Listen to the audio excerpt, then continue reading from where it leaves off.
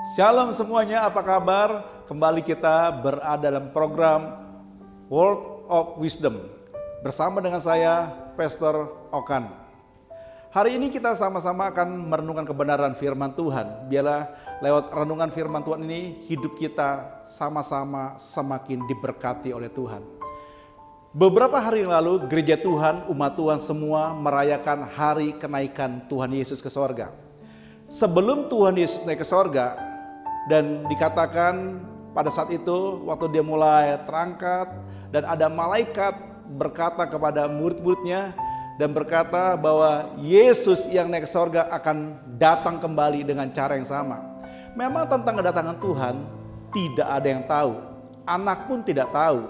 Cuma Bapa di sorga yang tahu tentang kedatangan Tuhan, baik tanggal, hari, bulan, dan tahunnya.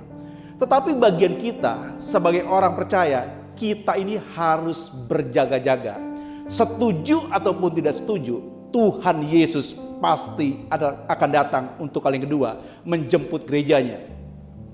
Memang kedatangan Tuhan bisa juga secara pribadi lepas pribadi, menjemput pribadi lepas pribadi. Dan memang kita juga sedang menantikan secara umum di mana kita akan menyongsong Tuhan di awan-awan permai. Seperti yang dikatakan dalam kitab Lukas pasal 12 ayat 35 sampai dengan ayat 40. Hendaklah pinggangmu tetap berikat dan pelitamu tetap menyala. Dan hendaklah kamu sama seperti orang-orang yang menanti-nantikan tuannya yang pulang dari perkawinan, supaya jika ia datang dan mengetok pintu, segera dibuka pintu baginya.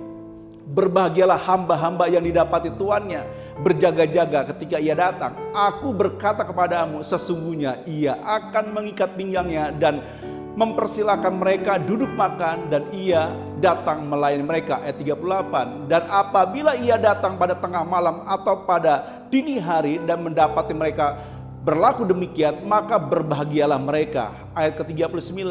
Tetapi ketahuilah ini, jika tuan rumah tahu pukul berapa pencuri akan datang, ia tidak akan membiarkan rumahnya dibongkar.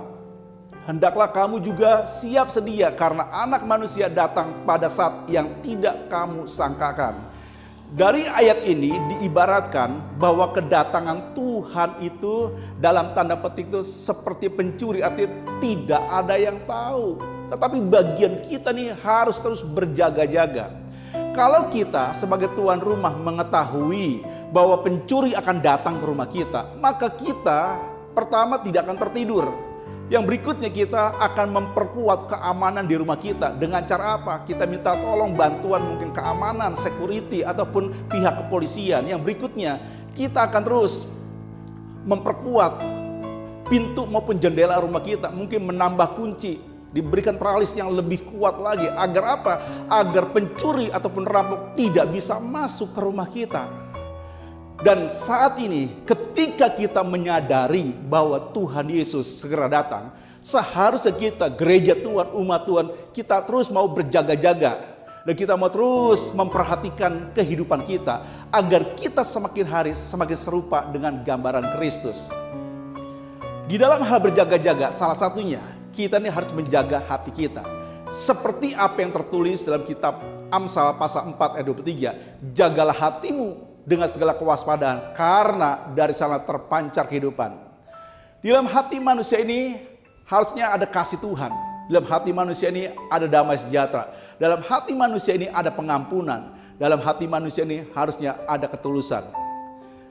Bicara tentang kasih, ketika kita sudah tidak peduli dengan orang lain, ketika kita tidak care dengan orang lain, ketika kita sulit untuk memberikan pertolongan, bantuan kepada orang-orang yang membutuhkan, dan itu artinya kasih itu sudah tercuri dari kehidupan kita.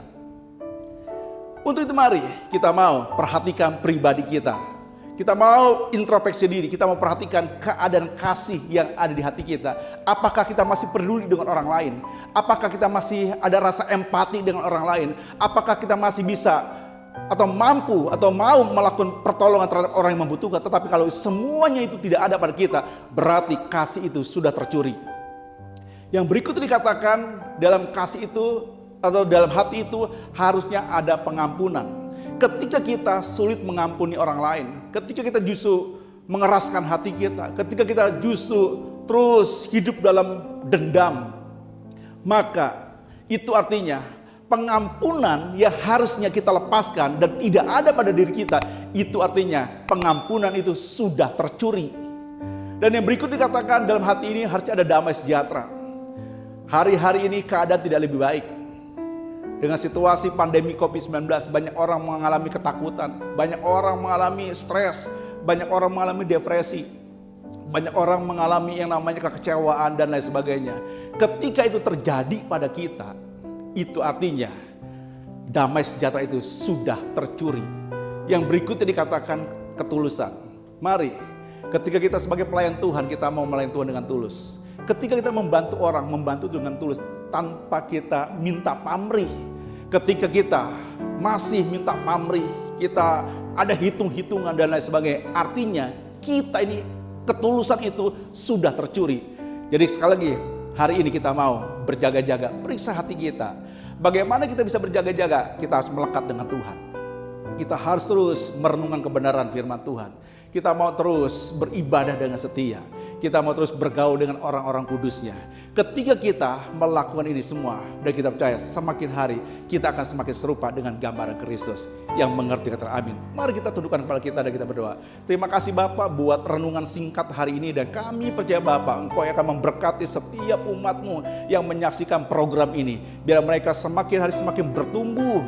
Mereka semua semakin hari semakin serupa dengan gambaran Kristus.